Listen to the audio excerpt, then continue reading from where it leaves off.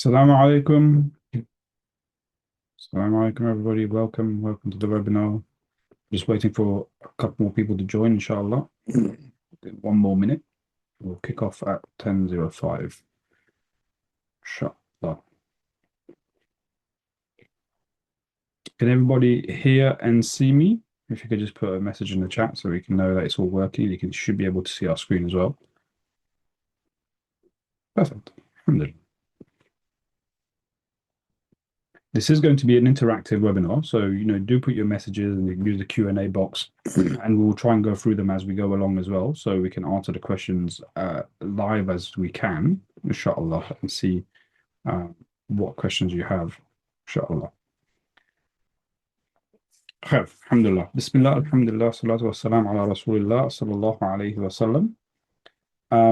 Welcome everybody to the webinar. Welcome to our webinar that we're holding about the package 360, where we're going to go for a deep dive into the packages, so you get to see the days of the Hajj, where we're going to be situating the flights, the hotels, and the locations, and so on and so forth, inshallah. So I'm going to run through a few slides at the start before we get into the actual packages themselves. So the one thing that you need to remember, this is we're part of the Rawaf Mina. Our guide code is RG-5737. This is very important. I would say note it down. 5737 is something that you're going to need whilst you're booking your package and after you book the package. It's very important that you have this so that you ensure that you're coming with us, inshallah. So you have ourselves as part of the guide and our sheikh, inshallah. So why us? Why 5737? Why us as a group that you want to come with us? Is because we have decades of experience supporting Hujjaj. I mean, Sheikh Farid himself, I remember he telling us that he was doing Hajj as a student himself, camping out in the tents, and ever since then, pretty much nearly every single year he's been Hajj with us. And we've also got some great guides that have years of experience, not only going to Hajj, but having lived locally and have a network of people and knowing how to guide people through the time of Hajj. So we have our experience, we have our mashayikh, we've got Sheikh Farid Haibatan. As we said, he does quite a few reminders during this process as well. So you've had a bit of a taste of what Sheikh Farid is like, and he will be with us during the whole process, inshallah. And then there's the Beyond the Hajj program. If whilst I'm talking, could you guys put your hands up for people who's the first time that they're going to Hajj? Just so that we understand, who with us are the first time attending Hajj, inshallah. 3, 4, 5, inshallah, a few hands going up. Khair, inshallah. May Allah make it easy for you. May Allah bless you. May Allah enable you to go to Hajj. And benefit from this journey of the heart that you'll go through, inshallah. And this is what we design. The program that we design is not just help supporting you through getting through the nusuk process and then past nusuk. Once you're able to book your Hajj, not only just that part, we carry on. We also prepare you, have seminars, webinars, and ensuring that you understand that you're prepared for Hajj. And then when you get there, there's more development programs that happen. But it doesn't stop there. It's once you come back, how do you continue that journey? How do you carry on benefiting from that journey, inshallah? So this is the Beyond Hajj program that we do. And as we said, that with his support that we do as well, the guidance and support throughout the journey to help you to make the most of your Hajj, inshallah. And the one thing that I would say is that whatever you're trying to get out of your Hajj, you're trying to push spiritually, we are there to support you on that journey and trying to enable you that journey, inshallah. So as we said, there's the 5 steps that we put there: the pre-Hajj program, the resources, the religious guides, the development program, and there's also social atmosphere. Most people that go to Hajj, when you speak to them, they say that the bond that they build through Hajj, it's a bond that never leaves them. That you will always is a bond for life, and the people that you've gone on that spiritual journey with, inshallah. And our team, there's Sheikh Farid, there's Sheikh Yunus, who you will be hearing from in a second as well. There's Brother Zubair, who's with us, and there's myself, and Aman as well, who's also lived in Mecca as well, and has been doing Hajj for many, many years, who will be part of this journey. And there are a few other people that will have during the Hajj program that will dip in and out and do some spiritual journeys, and we'll get touched upon that later on, inshallah. And as we mentioned beyond Hajj program, it's important that you remember that post Hajj you are going to carry on with us, inshallah, in trying to uplift you spiritually, inshallah. So this is the part that I will hand over to Brother Zubair. You with us, Brother Zubair? Yes, Jazakallah khair. Assalamu alaikum. Apologies, it took me a while to unmute my mic. Good to see everybody. Hope everyone's well. Jazakallah khair. So, apologies. So, yeah, as we've discussed previously, but it's always worth a reminder in terms of this upcoming package selection that we're going to do with the sales day coming up. So, it's important that, sorry, Shafiq, can I get slide control or if you go to the next slide for me, please, sorry.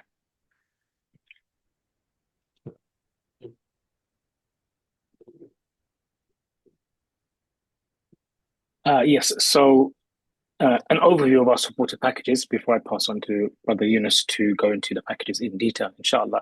So all of the packages have hotels that are either 4-star or 5-star, meaning that even when we stay close to Mina in the days leading up to Hajj in Azizia, we won't have a building or an apartment, which some of you who have previously gone on Hajj may have experienced, where it's not even a hotel, or if it is even a hotel, it's like a 1-star hotel. So you'll be sharing a room with 3 other people, normally in the Azizia buildings, and there may be some meals included. But we've chosen some hotels that are closer to Mina just to allow us to prepare as best as possible for the days of Hajj and to be close to the area of Mina.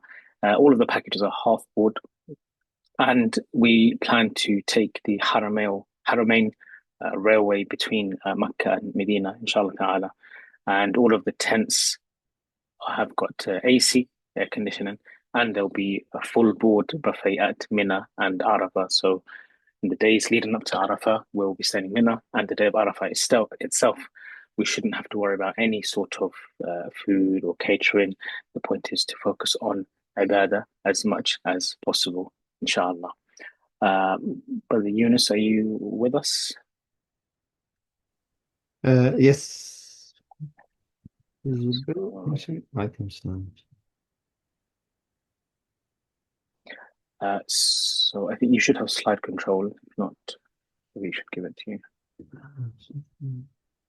Yes, inshallah. Yeah.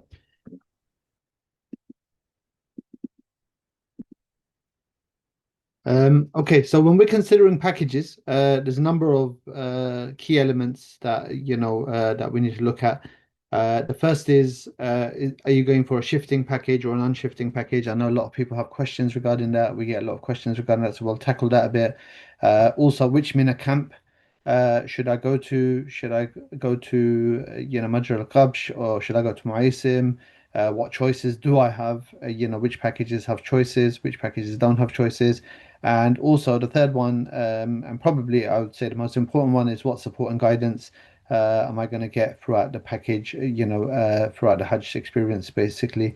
So these are kind of 3 key considerations that we believe are very important. So in the first one, is it shifting package or non-shifting package? For some reason, the slide's gone a bit funny. So what is it? So the first one is with a shifting package, you have 2 different hotels in your stay in Mecca. So when you arrive to Mecca, you'll normally have one hotel either before Hajj or after Hajj, and then one during the Hajj days, basically. So you'll come out of the hotel, and you'll move to another hotel within Mecca itself. Normally, the hotel in Mecca is like one hotel's close to the Haram, and then the other hotel is further away from the Haram, basically. It's closer to the sites, like in Mina or Azizia, or in, near the Hajj sites, basically. So that's what, a shifting package in essence is. So the main difference is that you'll have 2 hotels in Mecca, while on a non-shifting package, you have one hotel in Mecca. And that hotel, normally, you have one hotel which is closer to the Haram, and one hotel which is probably closer to the Hajj sites near Mina, or, in a place called Azizia, or And we'll show you a map of Mecca in a few minutes, just so that you're able to see the difference between the different areas of Mecca. So if you look at Mecca like as a city, for example, the size of maybe it's not the size of London, it's probably the size of a smaller city, like maybe something like Birmingham, or even maybe slightly even smaller. Areas of Makkah are split into different districts and different places. So if most of us, when we go to Umrah, or when we look at Makkah, we think of the Haram area. And just outside of Makkah is Mina and the Hajj sites, basically.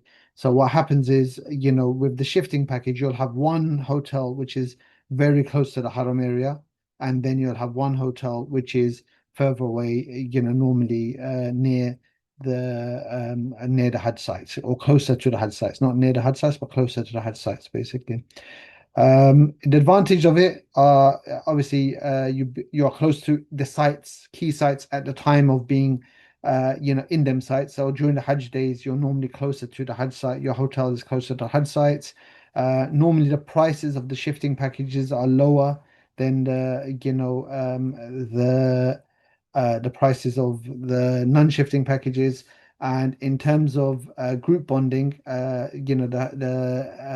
normally what happens is, because when you're in the hotels close to the Haram, most people go to their room, and then after that they'll go to the Haram, come back, and they don't have the opportunity actually to meet each other whilst you're away from the Haram. Because you're normally praying inside the building. Most of the buildings have musallas or masajid that people pray in. So you have a lot more interaction with other Hujjaj who are on the package, and who are around at that time. Some of the disadvantages, which I'm not showing on the screen, but I'll just try and run through them anyway, are that you'll have to check out and check in. So you're checking in from your hotel in Mecca, and then you're checking out from one hotel in Mecca, and then you're checking into another hotel in Mecca, and that's obviously going to take some time, going to take some effort. Means that you're going to lose some time in some ways. Secondly, you are not close to the Haram. For example, when you come to do your tawaf of Hajj, you're not close to the Haram. You're further away. So you'll do your tawaf of Hajj, and then you'll have to go back to your hotel close to Mina, or close to the areas. Both have advantages, disadvantages, but that's the key kind of considerations for that. For the non-shifting packages, so like we mentioned, it's the opposite. So rather than having two hotels in Mecca, you'll have one hotel for your duration of your stay in Mecca. Normally, not all the Rawaf packages, but the ones that, for example, 162, the ones that we're supporting, are the hotels close to the Haram. So you'll go to that hotel, you'll check in, and you'll be there until Hajj finishes, basically, until you go to Medina, or you leave for the UK, depending on which package you choose. And that's the key kind of consideration for the non-shifting packages. Advantages being close to the Haram, so you're very close to the Haram, at all times, while while you've got access to the hotel, and while you're not in the Hajj days. Minimal check-in and check-out. So once you've checked in, khalas, you're in your hotel, you're in your room. And one thing you'll see is, during the Hajj period, the whole check-in and checking out process is actually a very long-winded process. The reason why is because every hotel at that stage is fully booked.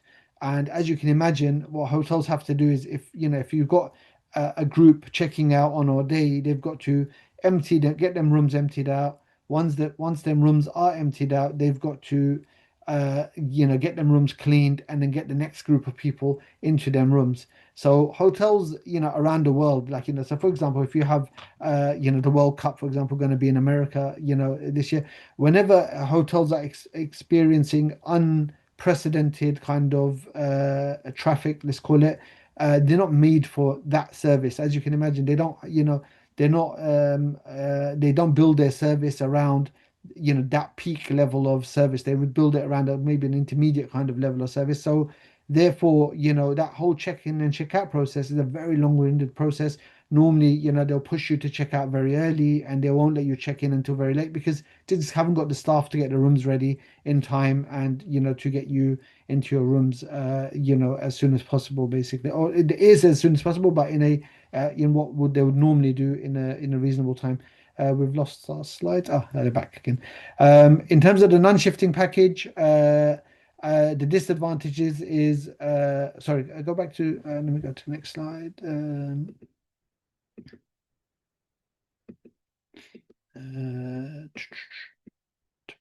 In terms of the non-shifting packages, the disadvantage is you normally, because you've stayed in your hotel in Mecca and you've had been in a five-star hotel. As soon as you go to Mina, suddenly it's a big jump. So you've gone from five-star to suddenly, wow, and maybe with your own room if you've booked a twin room or a double room, and then suddenly now you're sharing with 100 people in a tent basically. So it's quite a big jump. People normally find it a bit shocking. While if you've stayed in the non-shifting and you've already gone to a hotel which is a lower standard and you've already started mixing with people and so you're kind of climatizing and getting ready for your time in Mina. Normally the hotels close to the Haram also don't allow in-person lectures. So this is, becoming a huge factor in generally in Makkah, Medina. The government are quite, tightening up a lot on allowing people to give lectures, especially in person. And especially when you get close to the Haram and it's very busy, they normally don't allow it. And obviously, as we mentioned, the prices are higher because you're in, the peak place, which is close to the Haram in the peak time, which is the Hajj days and, around the Hajj days. So the prices tend to be higher for the non-shifting packages. Um, in terms of Mina camps, normally there's two main camps that are accessible for those people booking on Nusuk. Not each camp is available for every type of package. So for this primarily goes for the luxury packages because that's the only place where they allow, or they normally allow the booking of Majr al-Qabsh. Majr al-Qabsh is so like as it says, available for the luxury packages. It's about 15-20 minute walk from the Jamarat. When I'll show you the map, you look at it and you think, no, it's not, it's just across the road. But obviously Mina doesn't work like that. You have to actually take a road that goes round and follow a system to get to from one, to get from your tents to the Jamarat. It's a higher standard of service. It's not before it used to be a huge difference in the standard of service, maybe 7-8 years ago. Now even Muisim and all the other tents now they're serviced in a way where you get buffet food and the toilets have been upgraded and everything's been upgraded, so the standard generally has gone up. But still, the Major Cup standard, like in terms of the type of food you get and the amount of food maybe you'll get is probably a higher standard than the in Muisim. There are very limited spaces, yeah. So there's very limited spaces. I think it works out about 20%, maybe 15 or 20% of all spaces in for the Nusuk system are given to Major Cup. So what happens is when you configure a package and put it into your basket, once them spaces are sold out, automatically you'll be told camp capacity reached, for example. And once camp capacity has been reached, you'll have to go in and reconfigure your package to choose Muisim and then go through the checkout process again basically. So that's something just to consider. In terms of the Muisim, available on all packages, so luxury and non-luxury packages, 60 minutes from the Jamarat by walk, and that's an average. When the traffic's higher, it could take longer. When traffic's lower, it can you can do it in maybe 40 or 45 minutes. If you're walking with a group, obviously it's different to when if you decide to walk by yourself. So all these factors have play a factor in the time. Good standard of service. Like I mentioned previously, you would have probably seen old pictures of Mina toilets, just a hole in the ground with a shower head on top. It's totally changed. They've now have most of the toilets now are what we call European or Western toilets. They have proper sinks. Before they used to have just a line of taps and people would be lining up. The queues are long. The queues are still long. If you, but the queue, obviously you're in both camps. The queues are going to be long. Obviously, Major camps because you've got less people The queues are still long, but they're not as long as the ones in Mu'asim. And the majority of places, about 80 or 85% of places are given in Mu'asim basically. So your chances of package selection and package acquisition are much higher when you go to when you select Mu'asim, or it's less risk if you select the Mu'asim. So you do have the disadvantage of being in disadvantage of being um, in an area where you have to walk a longer distance, but you have the advantage of having you have the advantage of having more chance of being able to secure a package. Two things which are probably not mentioned here. I just want to check this on the next slide. Okay, yeah. So this is just to show you, where the different camps are. So here you can see the Major Kabsh camp. It says 10 minutes walk. I think they've changed the route slightly, so it works out 15 minutes. So you can't just, like, if you look, you could probably see the Jamarat right across. Here's the Jamarat on the screen. But you'll have to walk around and come around the system to get into the Jamarat and then to do your stoning. So last year I was taking 20 minutes door to door basically. Walk to get to the Jamarat. And here's the Mu'asim camps. Here it says 45 minutes. Like I say, probably 60 minutes is probably a safer kind of estimation.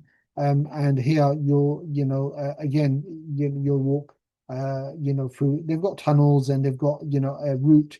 I think this yellow route is probably the one that outlines the route that's normally taken. So it's got tunnels that go through the mountains, and you'll come thing. Most of the route is under shade, so you have before you used to walk through the sun and it used to be quite much more difficult. Now they've built tunnels and that go through the mountains, and that give you shade. I think 90% of the time, 80% of the time you're under shade during the route from Asim to the Jamarat, inshallah. Yeah.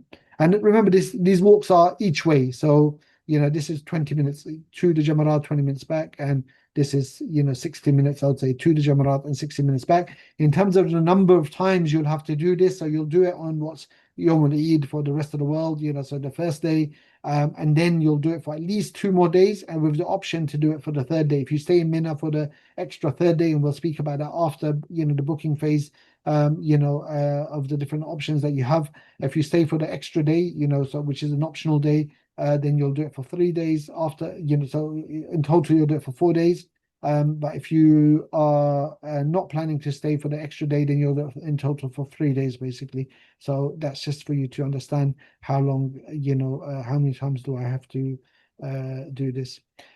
In terms of support and guidance, the key questions that you need to ask yourself is, what is it that I want to achieve from Hajj? Is it, I've ticked, I've ticked the box, I've fulfilled my, obligation, or is it something more than that? And I want to make this a change in my life, and I really want this to be an experience that helps me, transform. Look, when you're choosing who supports you, etc., look for previous experience. How much experience have they got as a team? How much experience have they got? Look at other people's experience with them. When the people who have traveled with a particular group, how was their experience? How did they find it? What support did they receive? Was it odd lectures here and there? Or was it actually, no, they're with us throughout, and they guided us and they helped us throughout. They got to know us, they understood us, etc., understood what our difficulties, our challenges were, and helped us try overcome them. What sheikhs will be there to guide me? Such an important question. Again, sometimes you get packages with big, mashayikh, on them, but they'll pop in, give a lecture, and then you don't see them till the next lecture. Or are these sheikhs going to be available around, helping me make the umrah, helping me when I go stoning, being with me throughout the journey at each stage, making sure that I understood what needs to be done, from not just from a technical perspective, but also from a spiritual perspective, and how I'll be guided, and what level of guidance will I receive. Do I receive guidance before, during, and after All very important questions, that you need to ask and look into when you're looking to purchase these packages, inshallah ta'ala. I'll hand over to Zubair, or yeah, I think to Zubair to speak about the actual packages themselves. Before we do, there's a couple of questions that we can dive in before we go into the Yeah. packages, so then we have a flow when we're going through the packages and the hotels. There's been a couple of questions here where people are asking about the tents in Mina. So, how many days are you in the tents? And when you're in the tents, can you come back to your hotel? How far is it? Is there a requirement to spend the night in the tent so you can spend the day at the haram at your hotel? That was one of them. And there was another question, is that when you perform Umrah on arrival to Mecca, do you perform it as a group or alone? They were the major Good. two questions, inshallah. Okay. So in terms of how many days do you spend in Mina? So you will come from our hotel in Mecca, whichever hotel we're in, and we'll go to Mina on the 8th of Dhul Hijjah. And then on the 9th of Dhul Hijjah, which is the day of Arafah, which is the peak of Hajj, we'll go to Arafah. And then that night we'll spend so the first night and the 8th, we'll spend the day in Mina and the night in Mina. And then on the 9th, we go to Arafah, which is about 40 minutes drive from Mina. We'll go by coach for those who are living in Mu'aisim, and by train by those people who are in Major al-Qabsh. And we'll spend the day in Arafah making dua to Allah, and this is the peak of Hajj. That night we go to Muzdalifah, and in Muzdalifah we stay there for again that night, and then the next morning we go, which is day of Eid for everyone else, we go back to Mina. Yeah, and from Mina we'll go to stoning, and we'll go to to get our haircut, our sacrifice will be done, and then we'll go for tawaf and sa'i, and then we'll head back to Mina. So we stayed the night on the 8th in Mina, then the 9th in Muzdalifah, and then the 10th and 11th we stay in Mina. So that's the obligation. That's the thing that you have to do. And then on the 13th or the 12th night, you've got the option of either leaving and going back to your hotel, or staying the extra night. And for those people who want to stay the extra night and fulfill what's the sunnah of the Prophet ﷺ, they can stay the extra night and stay to the 13th, and then do the stoning on the 13th, and then leave for the hotel in Mecca. In terms of when will you have access to the hotels during them periods? Yes, you will have access to the hotels during them periods. If your hotel is on the shifting package, you'll have access to the hotel, which is quite close to Mina. And if your hotel's a non-shifting package, you'll have your access to your hotel, which is further away, which is near the Haram. Will you be able to go to the Haram? It's not the time to go to the Haram. Apart from when you go for your tawaf and your sa'i, it's not the time to go for the Haram. Brothers and sisters, Allah wants us in them days to be in Mina. The Prophet ﷺ didn't go to the Haram in them days, apart from doing his tawaf and sa'i. He stayed in Mina. Why? Because this was where Allah wants us to be during them days. He wants us to spend our time in Mina. He wants us to go and do our stoning and then stay in Mina, basically. And like the scholars say, that this is the best place that you could be on them days, basically. Why Allah has chosen that as part of the Hajj, basically. Be in Mina and stay your night in Mina. Don't try to avoid it. Don't try to find shortcuts. Let me go to the hotel and just try and stay the minimum amount in Mina. No, Allah wants us to be in Mina during them days. So it's such an important factor that we do it. Now, are the hotels available? Yes, they are.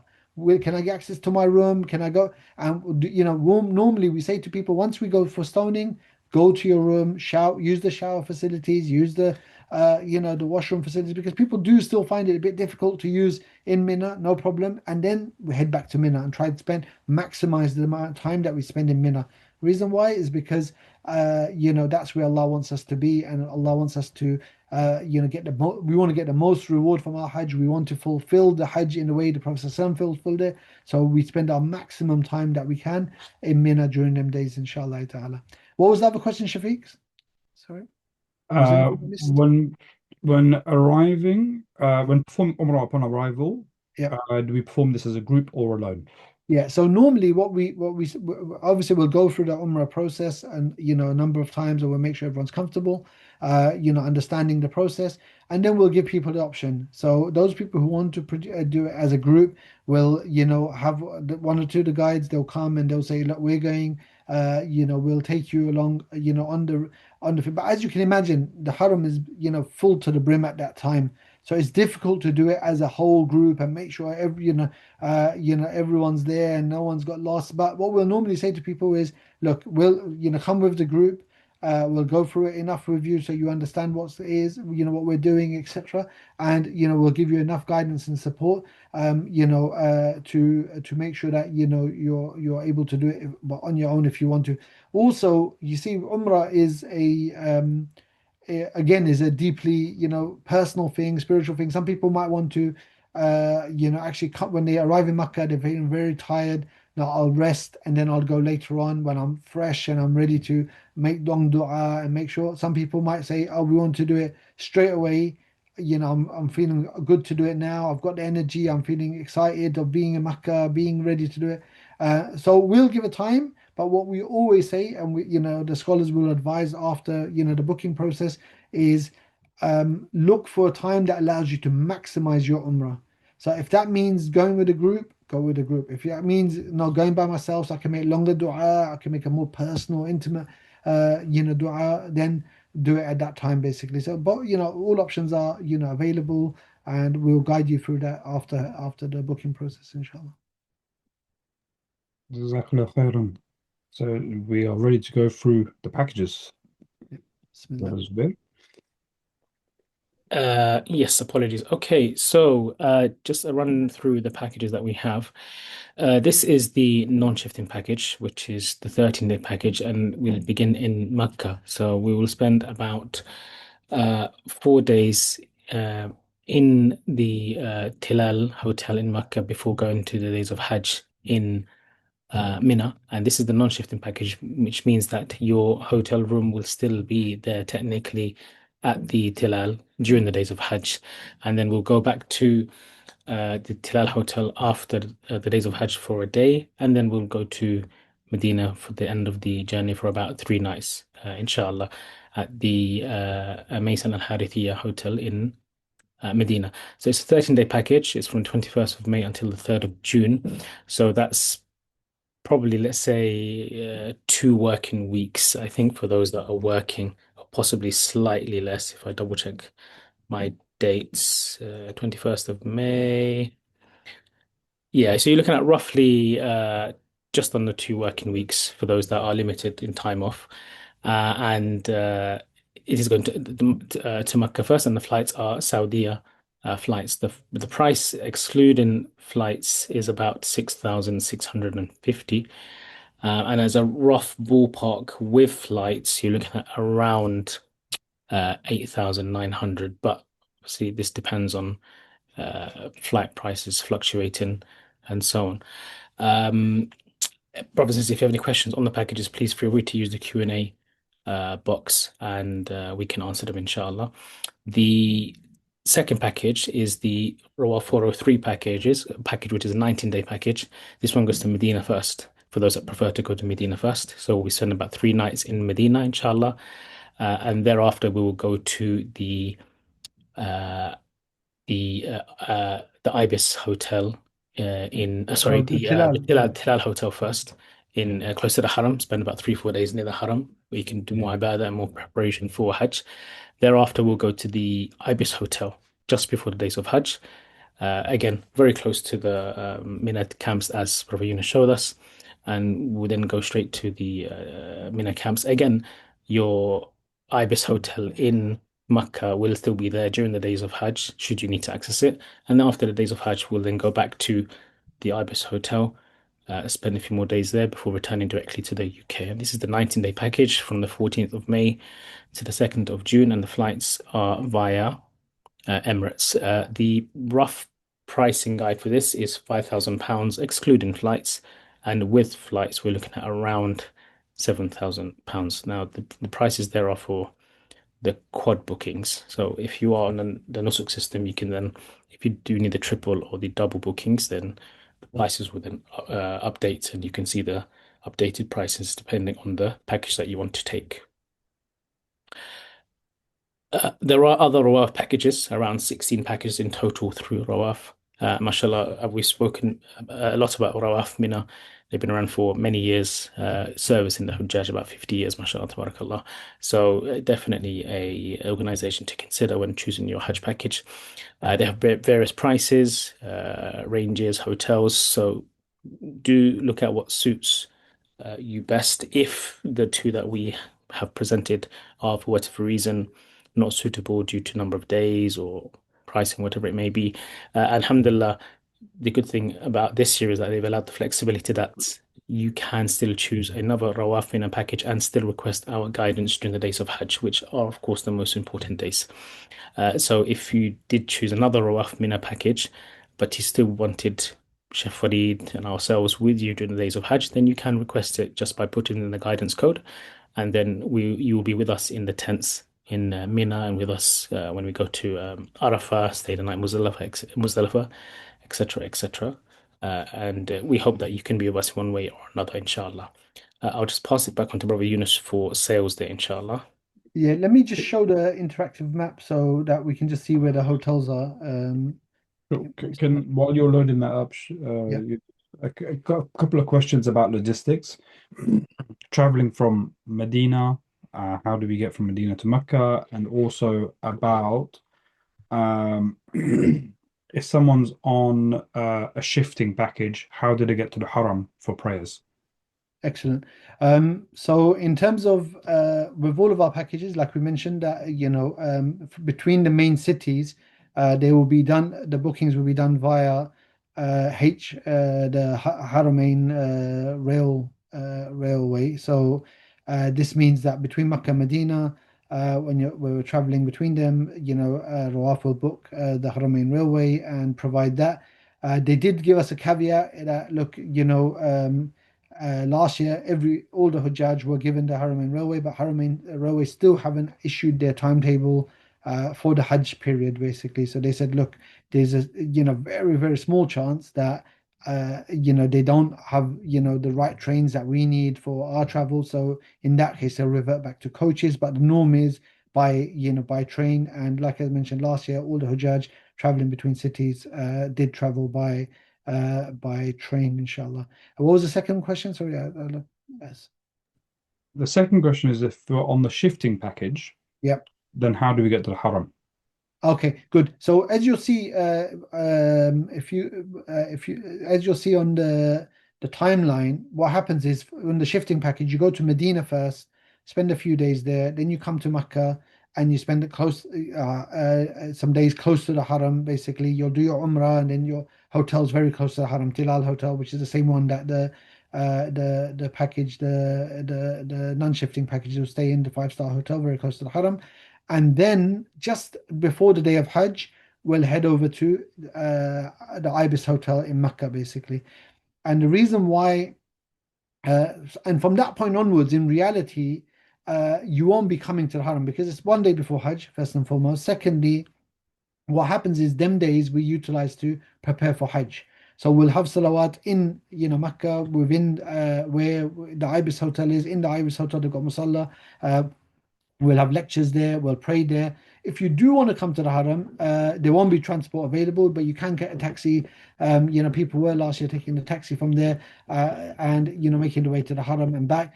And also, just next to the Ibis Hotel, or about a 5-minute walk from there, they have the free bus service that starts during the days of Hajj. So during the days of Hajj is very easy. They have a free bus service that goes from that area to the Haram and then back again, basically continuously. They have, I would say hundreds of buses probably just going back and forward. And for them buses during the Hajj days, they actually make a bus route that no cars can go on. So you don't get traffic, you don't get anything. That literally you get on that bus, it's just going back and forward, and taking you to the Haram, bringing you back from the Haram. So it's quite a good service. Very, we found it was a new service that started last year. Amazing, free of charge. You just queue up. The buses are constantly going back and forward. Jump on a bus, and within 15 minutes you're at the Haram. And on the way back, you do exactly the same. Queue up, get to the right place where the bus stop is. Queue up, and jump on a bus, and it'll take you back to within a few minutes walk from the Ibis Hotel, and a few minutes walk from to Mina. So in coming back to the question, that so the days where you're not by the time we go to Ibis Hotel, you probably won't be going back to pray in the Haram because only one day left to go to Mina. So we're going to advise you to actually preserve your energy, get ready, start focusing on getting ready for Hajj, because Hajj is intense. The Hajj days, the 5 or 6 days that we're in Hajj is very intense physically, emotionally, from all angles. So we'll be preparing you for that. And that's the reason why we're there now. We're here to complete our Hajj. And, and then after that, you'll have 1 or 2 days after Hajj where you can utilize the bus service or utilize taxi service to get to the Haram if you want to go and pray there before leaving for the UK, inshallah. In terms of the interactive map, so this, I was trying to, let me see if I can make it slightly bigger. Oh, yeah. So as you can see here, this is the Haram in Mecca. This whole area, the whole map is, Mecca obviously is larger than what you can see on your screen, but this is and this is the Haram within Mecca. So most of us would have seen this normally, and we would, normally. Let me just try and do. Yeah, this probably. So now you can see the Haram there, the Kaaba in the middle. This is where where the Haram is. I think we show a picture of the Haram. This is the Tilal Hotel. So this is the hotel, Tilal Jabal al-Kaaba, right next to the Haram. So as you can see, it's literally, you can see in the picture on the left, you can see the minarets of the Haram from inside the hotel. This is literally where the new Abdulaziz extension is. The hotel is literally 10 seconds away. Now, the doors to this new extension are not open till as of yet. So you do have to walk around to get into, into the Haram itself. But the hotel was previously known as Shaza Hotel. They rebranded last year, and now it's called Tilal Hotel, 5-star hotel, literally on the doorstep of the hotel. So both of the packages that we're supporting will be initially when you arrive in Mecca, you'll be staying at this hotel. The non-shifting will be there until they leave Mecca.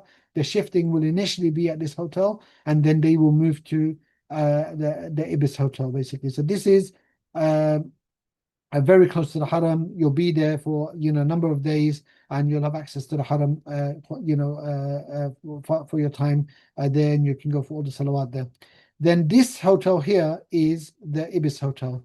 So this is the Ibis style hotel in Mecca, and this hotel here is, now this area here is Mina, and as you can see here, this is the Jamarat. So this is where we go to do stoning.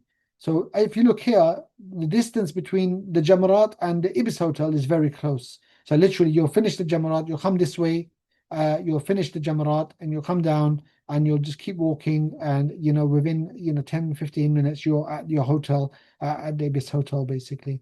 So one of the reasons why we chose this hotel is because of its proximity to the Jamarat, very close to the Jamarat. Also, like I mentioned, from here, they have a bus service that goes to the Haram. So again, very easy for those people who are in Ibis Hotel. When they want to go Haram during the Hajj days, they can jump on the bus, and literally it'll take them to to the Haram. And even for those people who are living in Tilal at that stage, you'll come off the Jamarat, the bus from here, and it will take you to the Haram area, and you can be in the Haram area. This is the Majr. So this is the Jamarat, this is the Majr al-Qabsh, as you saw in the previous slide that we showed, and this is the Mu'aysim camp. This is the Mu'aysim camp that where most of the Hujjaj will be. This is what they call the European and American tents, basically the US tents.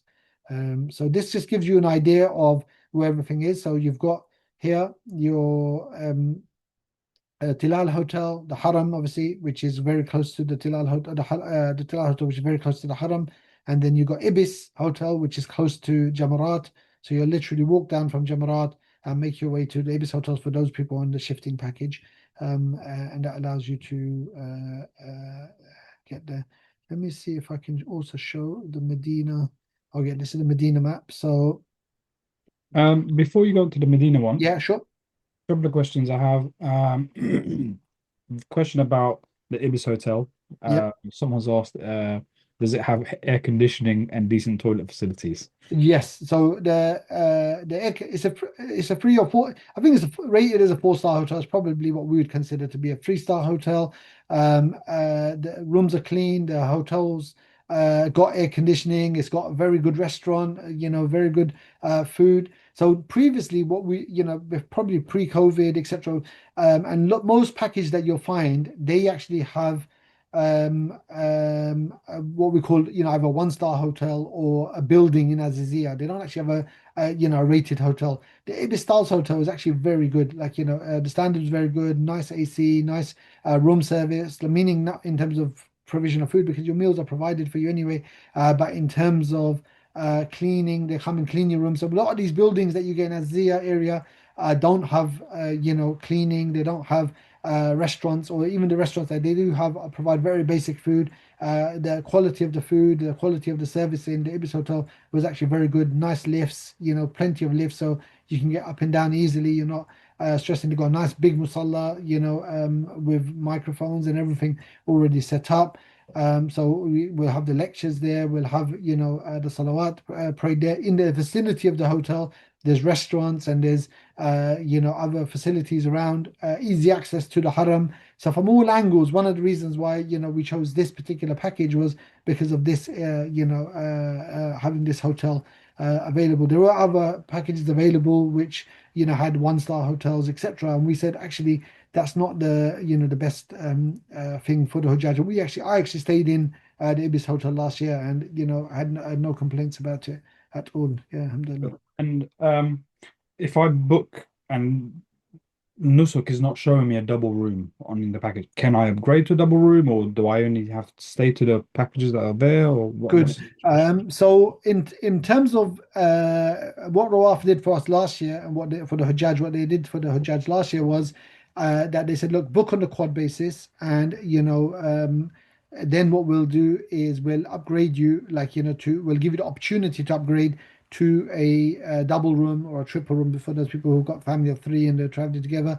And we'll give you the prices. If you're happy with them, you can, pay the prices and get upgraded. Normally, this doesn't include that particular stay, basically. Yeah, the stay in Azizia, what they call, on a shifting package, the stay in Azizia. But, last year, Rawaf did make that available as well, that, during the days of Azizia, in the stay in Ibis or in the stay last year, we had Millennium Hotel as well. That, look, we'll give you a double room there as well, and they did offer that for that, that period as well, basically. So inshallah, they said that, hopefully the same thing will be available, where, once you book on a quad basis, you'll contact us, and say, look, we want to upgrade. We'll forward that request on to Rawaf, and Rawaf will speak to the hotels, come back to us with pricing, and then we will facilitate that for you, inshallah ta'ala. Yep. Inshallah. And then there's been about 3 or 4 questions about, and I know we're about to move to Medina, but we just clarify the Mecca stage of it. 3 or 4 questions about the Mina camps. One is about uh, for example, can you choose any camp on the packages, whether shifting or non-shifting? And also, just to show again, just the proximity of the Ibis Hotel and the two hotels, basically the difference to Mina camp. If you could just quickly run through. Yeah, sure. So in terms of no, so on the luxury packages, that's where you have the option of picking Muaisim or Major Al Kabsh, only on the luxury packages. So that's the non-shifting package, is the place where you have the option to pick the hotels. In terms of Which is the 162 package. The the Tilal 162 can package, choose exactly. Bajra Kabj or Yeah. Raisi. Exactly, yeah. And if you pick Major Al Kabsh, the price goes up. Yeah. So when you're, you have the option, and then which, depending on which package you pick, there's difference of prices. About, I think it works out just near £900 difference per person. On the, if you pick Major Al Kabsh, it's about £900 more than the Muaisim package, basically, in terms of, in terms of pricing. So there is quite a significant difference in pricing for between the two packages. So that's the first thing. The second thing is, so this is the Jamarat, and this is the Ibis Hotel. So as you can see, you've got the Jamarat here. Bajra Kabj is next to And this is Major Kabsh, yeah. This is Major Kabsh. This is the Major Kabsh camp, and this is the Muaisim camp. Yeah. So there's the three. Perfect. Yeah. In terms of Medina, so here's Masjid Nabawi in the middle. This is the front of the masjid. So this is where the green dome, is, and Can't see a picture there. And then this is the hotel on our non-shifting package, the Harathia Hotel. So literally behind the Haram, I think it's the second row. So this is the first row of hotels. This is the just behind them is the hotel, the five-star Harathia Hotel, and this is the Misk Touch Hotel, Miss Ballad Hotel, directly in front of the Haram. Directly, yeah, directly in front of the Haram, basically. So both hotels very close proximity to the Haram. One's in front and one's behind the Haram, basically. So inshallah, no worries about the hotel in Medina, inshallah ta'ala. Yep. Inshallah. Jazakallah khairan. I think, we've run through the questions about camps, and you mentioned that there will be shuttle buses that are running for free, hundreds of them per day that you can just line up and queue up. So there's good questions about that we've answered. There are some more generic questions about Nusuk itself, where people are having issue with payment. The payment system's not working. They tried different cards, their recommendation or a card provider. I've had a couple of questions myself over the phone the last day or so. Yeah, so the Notok e-wallet system seems to have been down since I think Friday. A lot of people have even put money in, and still they said they're working on. I think they did an upgrade. What they do is throughout the process, Nusuk are constantly doing upgrades, and updates to their system. And as they do updates, with tech, as those people who deal with tech will know that things what they fix one thing and something else goes wrong, basically. So it seems like that's what's happened. We've notified Rawaf, who have notified Nusuk, and also I think everyone's facing exactly the same problem. So you've probably seen messages and going around in all different groups, and not just Rawaf but everyone else. So they know. They said they're working on it. We're waiting to see if there's any kind of as soon as we hear something back saying that that's been fixed, then we will try to we'll notify everyone as well, inshallah. If you see,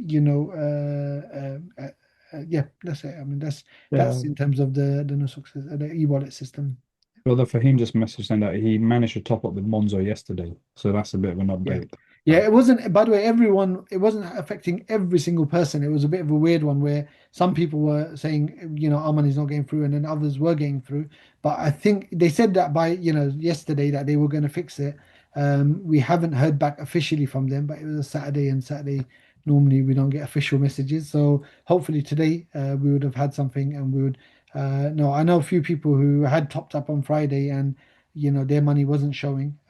Again, we'll just double check with them as well. As soon as we understand that it has, then it's excellent. We will keep send a group message on the group so people can start topping up again. We do recommend that you do get topped up, at least a couple of days before the third, which is next Tuesday. So not this Tuesday coming, the following Tuesday.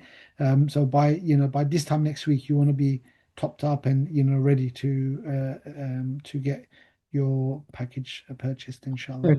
Because the anticipated date, so not this Tuesday, the following Tuesday. Yeah. So by this time, we should have already done our profile. We should have had the pictures loaded. We should have had the e-wallet topped up. If not, in the next day or so, get the e-wallet topped up. Because the main issue with the e-wallet, and once Nusuk fixes it, is just the bank, your own bank authorizing a large amount transferring out. Exactly, yeah, that's right. Yeah, so that's why we've recommended people, and we recommend to people that do it in a do it in bit part. Don't try to do 20,000 or 30,000 altogether, unless you've spoken to your bank first and told them, by the way, I'm going to be transferring £20,000 or £10,000 or whatever it is. So just make sure you authorize it. And then once it goes through that process, then normally it's straight away that the money will appear into the account, inshallah. Now, between now and then, are we liable to see fluctuation in prices for the packages? Is that So good? package prices are generally fixed. Last year there was a last minute increase of I think £50 or something like that, last minute tax that they decided to add on somewhere or another. So what we normally recommend to people is look for so you would have chosen your primary package that you configured and put into your basket, and I'm hoping that most people have already done. Maybe it's worth having a show of hands to see who's actually configured their package, and put it into their basket. But we would have your package in your basket and then have your backup packages. And sometimes your backup package might be more expensive than your initial your initial package that the one that you've configured. And if that's the case, top up your wallet to the amount that the cost of your highest package plus some more. Add, £100 more, or maybe £150 more, just so that on that day you're not in a position of where you're having to top up, and you suddenly you're having to mess around with your e-wallet. And inshallah, everything will be okay.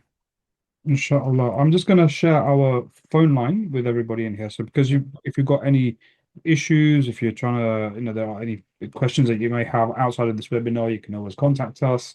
There's also our WhatsApp group that if you haven't joined, but I'm assuming that you've joined because you've joined the webinar from the WhatsApp group itself, then do join us from there. But give me 1 second. I'll just share the link. I've done it, Shafiq, don't worry. Okay, perfect. Alhamdulillah, jazakallah khairan. And yeah, we're here to help you. We're here to help you through the queries of Nusuk, for the packages, and if you wanted to book a one-to-one session and sit down and understand, what about the packages and advantages, disadvantages, to run through it, this is what we're here for, to support you from now all the way through until Nusuk, until you manage to check out. And then post checkout, there's another program that happens, because now you would know that who's going to Hajj, and then we'd prepare you for that development program. But between now and then, do make the most out of our team. We know there's plenty of experience of what happens, the ups and downs of Nusuk, and what the packages are, how to get from here, how to get from there, the hotels itself. And this is what we're here for. We help you, ultimately it's your decision which one you choose, but we'll help you with the information that you require to make that decision, inshallah. Inshallah. And we will also be looking to share a replay of this webinar pretty soon as well, inshallah. That's pretty much from my side. Zubair, if you got any comments, or Brother Yunus? Did we go through sales day in detail, Brother Yunus? Or? I don't think we did, actually. Okay, give me 1 second. Let me just get that slide up for you, inshallah. Bismillah.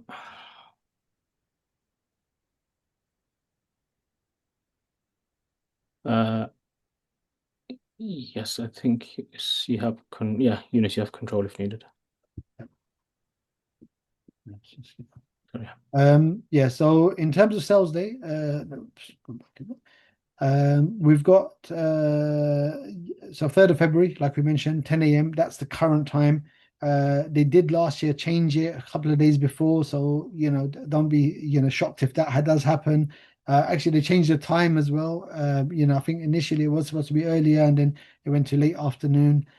So just try to free up your schedule as much as possible. If you're not free, then try and have someone who is able to access your OTP and sign in on your behalf and to do the purchase. But before that, you do need to be ready, with your wallet topped up and everything, ready to go. Before that time, package pre-configured. Expect issues on that day. We are going to have a specific session up next. I think it's on Tuesday, and then following that, it's going through strategies for sales day. It's quite important that you try and attend that. If you know other people who are traveling with us as well, be ready so that we can just speak about some of the problems that were faced last year. Last year we had a huge problem where when you sign into your Nusuk, you'll get an OTP, and what happened is that OTP was set at a 5-minute timeout period. So now, after 5 minutes, it kind of runs out. And by the time the OTP was coming, it was like 6 minutes. So, and someone would request one, and because you got tens of thousands of people trying to request an OTP at the same time, the system just failed basically. So, we've got some, strategies of how to, try to just maximize your opportunity to purchase on that day. Some of them we've already spoken about. So, for example, going for the quad option, going for ISIM rather than Major Kabsh. Again, these just increase your chances. It doesn't give you the perfect Hajj, but it gives you an increased chance on being able to purchase. Just to give you an idea, brothers and sisters, that for the UK quota, I think last year was about 40 minutes. Within 40 minutes, all the UK quota was sold out basically. So, and in that time, people were hardly able to to log in. Like, most of the, the situation that we were in was people struggling to log in because of the OTP situation, and the system just crashing, and but those people did manage to log in, and people continued to trying and so on. Within about 40 minutes, the whole, all the UK packages were sold out. So it is, a bit of a crazy rush. It's, very intense, so you just need to be ready for an emotional journey, a roller coaster of a journey. Some people, mashallah, they managed to purchase, and they're obviously, happy and ready, they're over the moon, and other people are still struggling to log in. And you've set your sights on Hajj, and you're ready to go, and it's all happening. So just expect the delays, expect, emotional roller coaster, but let's be ready. Let's be ready. Let's make lots of dua so that we can, make the most of these opportunities, inshallah. Sure. This is the webinar schedule. Oops, gonna go too much. So Tuesday. Oh, sorry. Go on, the way you go for it. Sorry, exactly. So as Brother Yunus mentioned, we have the dedicated webinar on Tuesday in terms of the sales day strategy. So please do mark this in your diaries. We will, of course, send out a reminder in the WhatsApp community. And this is going to talk specifically about how to increase your chances, maximize your chances in terms of securing your package on sales day, inshallah. So please do uh, join us on Tuesday. We will have another package 360 this coming Thursday, similar to what we've discussed today. So if you've missed any parts of this, or you want to join again, or if there's any family or friends that you feel would benefit, then feel free to share them the details for this coming Thursday's webinar. On Sunday, inshallah, we will have another webinar on sales day strategy as we get closer to the day, and hopefully by that Sunday, given that that's 2 days before the actual sales day, we'll have more information about if it's still on that Tuesday and what time it's going to be on that Tuesday, etc. So again, please mark that in your diary. We'll have one final troubleshooting session on Monday night, inshallah, for any last minute issues that you may have. Hopefully not, but again, that's what we're here for, to provide the support. And then inshallah on Tuesday, which is sales day, from 9 a.m. onwards throughout the whole day, we'll have a dedicated drop-in session where you can drop in anytime should you have any questions, inshallah. The recording for this webinar will be shared later today as well, so you can rewatch it, or if you have missed the beginning for whatever reason, then you can catch up on it, inshallah. And just to recap on how you can get support from us, there's numerous ways. We have our telephone number. You can save that. You can take a screenshot of this slide if you want. This number, actually, if you save it, it's actually our WhatsApp number as well. So you can send us a message on WhatsApp on the same number. We have our email address, of course, there as well. And we have the WhatsApp community where you have the QR code, and we put the link in the chat so you can join. And as Brother Shafiq mentioned, we do offer one-to-one consultation. So if you rather to sit with us one-to-one for 50 minutes, half an hour, to discuss something in detail, if you need any help with your Nusuk profile, or if you have any questions about package configuration, then we are here to help. Again, just reach out to us and we can book that in, inshallah. I'm just going to check if there's any final questions before we conclude. Brother Shafiq, any other questions that you can see? We've got some questions about configuration, about Nusuk and packages, about Nusuk itself. Inshallah, we will go through those on Tuesday in much more detail. So we can today we wanted to give you a deep dive into the packages itself, the hotel, the transportations, but the configuration part, inshallah, on Tuesday, we'll go through that, and we can go through a lot more information where we can share with you about that. So yeah, inshallah. And if you've got any pressing questions in the meantime that you can't wait till Tuesday, do call us, do contact us. We'll go through those. I think there's one here, like, can you configure more than one package? No, you can't. You can only configure one package, just so that people are aware that, like, you have to pick one primary package and configure that particular package, basically. And in terms of should I log in before 10 a.m., I would say, just again, we'll speak about that in more detail. But just before last year and the year before, they log everyone out, and then you log back in, for the yeah, you log back in basically. That's it. And they threw a couple of unexpected surprises along the way as well. And if we had a couple of unexpected surprises on the way, absolutely. But I would say by Tuesday, if you can get your e-wallet topped up for the webinar on Tuesday, inshallah, so then you're prepared to that we're going through it together, inshallah. We will do the screen live, showing you how to do the nusuk and the portal and so on and so forth, inshallah. Yeah. Just on that note, one important point, because time might be important for some people, regarding how much to top up. We recommend that you top up to the amount of your backup package. So it may be that your primary package is, for example, let's say in total £7,000, and then you have a backup package which maybe is 8 or 8.5. Top up to that amount in your wallet plus an additional, let's say, £100 on top, should there be any increase. That way, again, we'll cover this in detail, but I thought some people may need extra time for funds, so just have the additional funds ready for your backup package, inshallah. And again, one thing that we did note in the last webinar is, brothers and sisters, please, yes, there may be a lot of anxiety and possible stress related to the upcoming sales day, but in the end, show Allah that you want to go on Hajj. Yeah, so don't make it all about the transaction and make it just like other events that people log on online early and queuing up for tickets. Yes, we take the means, but let's prepare for Hajj now. So show Allah that we want to go on Hajj, and then put our trust in Allah subhanahu wa ta'ala that He will facilitate it for us. So please just remind myself first on that. Sometimes we may forget this with all the messages flying about and be wary of any rumors and any people that are up to bad intentions as well. Some people would like to take advantage. So some people may say, here's a shortcut link to get you to the front of the queue, or etc. Please wait for any official comms from us only. Or if you see anything, then just ask us and we can clarify if it's the case or not, inshallah. Anything further from yourself, Rabbi Yunus or Shafiq? Now, Jazakallah khair. Maybe just mention the new group that we. Yes, of course. Yeah, sorry. Yeah, exactly what to remind there. So yes, so for those that are wanting to travel with us, RG-5737, we've set up a dedicated open Q&A group for those wishing to travel on those two packages.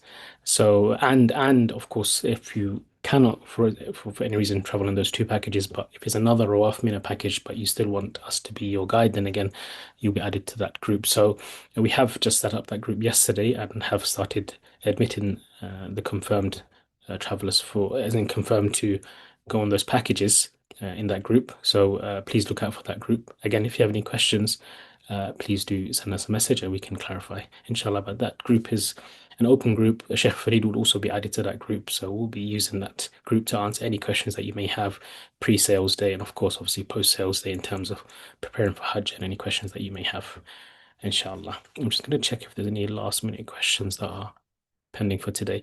Brothers and sisters, some questions maybe we've just left on hold because we'll address them on Tuesday's session. So apologies if we've not been able to answer your question. Just checking if there's anything massively important. And again, if you have any massively important questions, again, please call us. The lines are open every day. One of the team will, inshallah. I think someone's calling now, actually. So on that note, we'll we'll end it there, inshallah. Jazakumullah khairan. Barakallahu feekum. Assalamu alaikum wa rahmatullahi wa barakatuh.